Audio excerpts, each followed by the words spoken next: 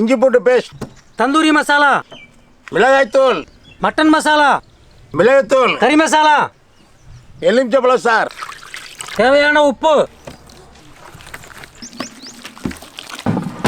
butter paper, mutton, aluminium foil,